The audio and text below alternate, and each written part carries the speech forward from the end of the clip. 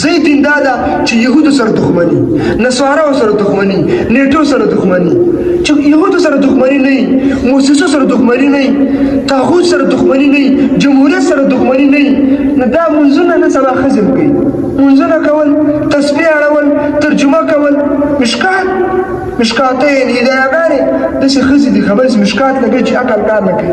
دغه یهودان دي څوک دي؟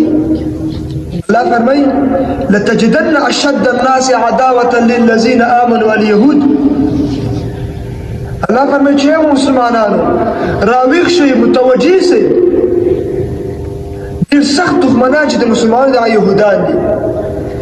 دې یهودانو رسول الله صلی الله علیه وسلم ته زهر ورکړل په خیبر کې.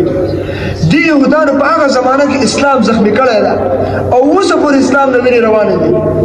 دې یهودانو عثمان ابن عفان شهید کړی ده. خبرې عبدالله ابن سبا یهودي پلان جوړ کړو او عثمان ابن عفان باغیانو شهید کړو، علي رضا نو شهید شو. راځه تر دې دوره پورې څومره چې اسلام ته زخمونه رسېدلي، څومره د مسلمانانو بېخکندي شوې ده، اکثر د دې شاته د یهودو لاس ده. چا لاس ده؟ مسلمانانو اشد دښمنان چې دغه یهودان دي څوک دي؟ او مسلمانان نن سبا خپل مابین کې سره خبرې، خپل مابین کې سره اوښتي دي، د چا سره اختلاف او د چا سره نه.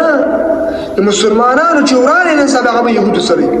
څومره نور مسلمانان دي، دا ټول موږ تاسو ورو، دا ټول موږ تاسو نه افضل دي.